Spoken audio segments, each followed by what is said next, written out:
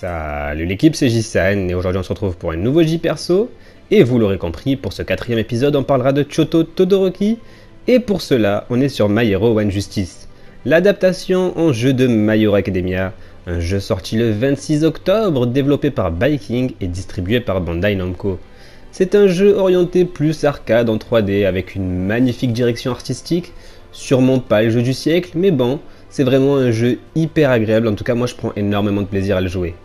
D'ailleurs, pour info, le prochain film de My Hero Academia, Two Heroes, sortira le 22 janvier au cinéma, donc dans moins de 2 semaines, et c'est plutôt pas mal.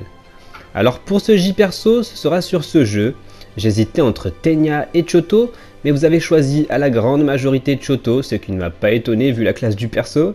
Alors du coup, dans cet épisode, ne vous en faites pas, on parlera de Choto et on ne spoilera rien car on se limitera aux 3 saisons de l'animé et on ne parlera pas du tout du manga.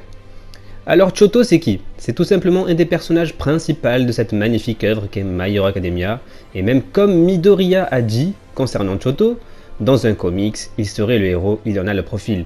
Car oui, Choto a clairement le profil d'être un héros.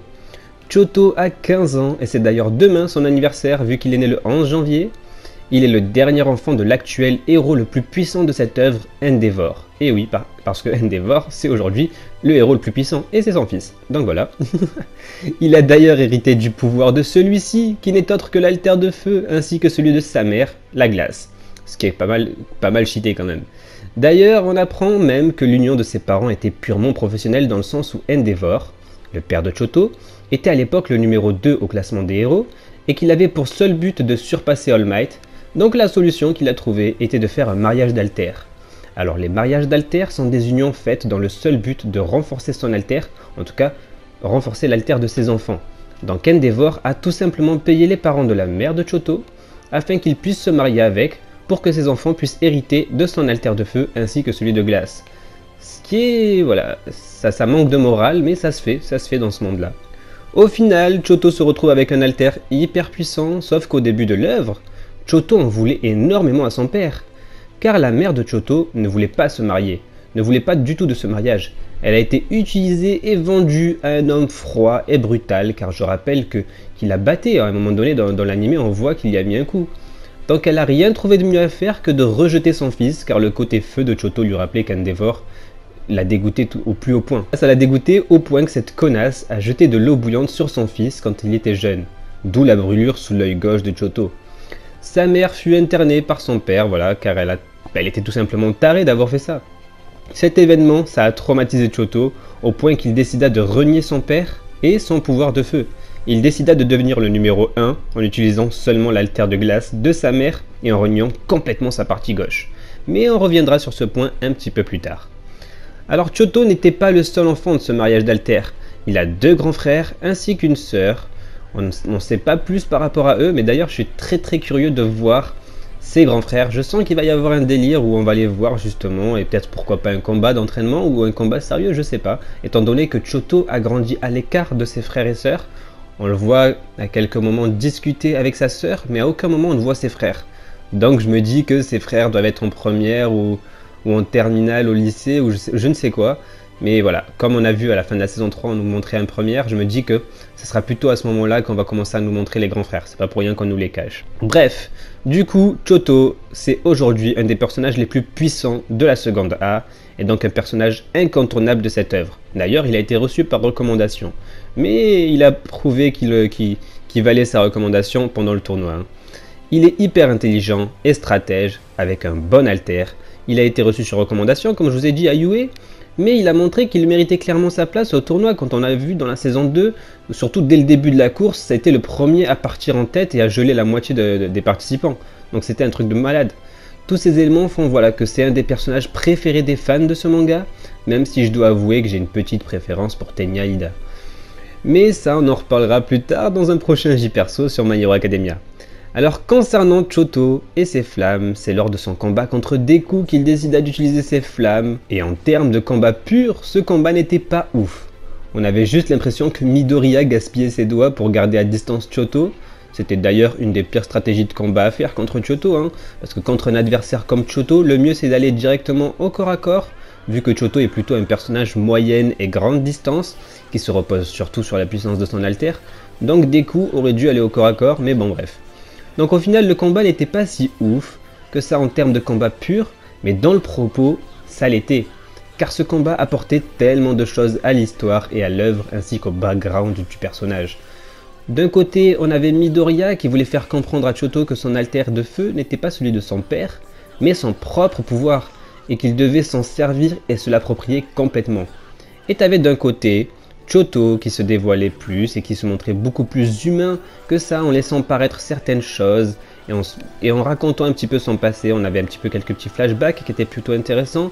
Et encore une fois, Midoriya s'est comporté comme un vrai héros pendant ce combat-là. C'est là que le combat était magnifique, pas par sa mise en scène, et par ce qu'il racontait. Donc voilà, Midoriya s'est encore une fois comporté comme un héros en voulant aider son camarade plutôt que de remporter simplement la victoire et en ne poussant pas Choto à utiliser ses flammes. Donc voilà, Midoriya, encore une fois, il s'est comporté comme un héros. Et franchement, c'était un très très beau combat de cette saison 2. Après ce tournoi, Choto est retourné voir sa mère. Il a pu discuter avec elle et mettre les choses au clair, se retrouver un petit peu, et puis décider d'accepter d'utiliser ses flammes. D'ailleurs, c'est pour cela qu'il a changé de costume, parce qu'on peut voir son costume à gauche, le blanc, qui résistait seulement à la glace et pas du tout au feu. Parce qu'à l'époque, il ne voulait pas utiliser ses flammes. Donc il a changé de costume pour avoir un costume qui soit aussi résistant à la glace qu'au feu. Et ce sera donc son costume bleu que vous pouvez voir à droite, qui sera son costume actuel. Par la suite, on a pu le voir dans de nombreux combats, notamment contre Stain, le tueur de héros, avec Tenya et Deku, ainsi qu'avec Momo contre Chota, leur prof principal. Et on va donc évidemment faire ces deux autres combats, et cette fois-ci en 1v1. Le premier combat, ce sera Choto contre Stain, évidemment, et pour finir, contre Monsieur Aizawa.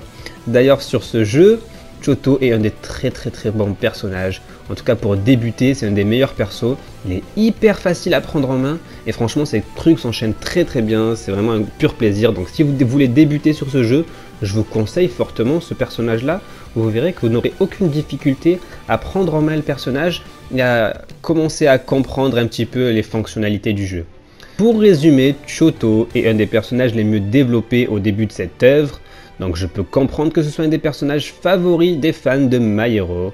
Maintenant, ce que je vous propose, c'est de vous laisser avec les combats en musique, et vous n'hésitez pas à me proposer vos persos que vous voudriez voir dans ce format-là. Et moi je vous dis donc à la prochaine. Prenez soin de vous, plus ultra.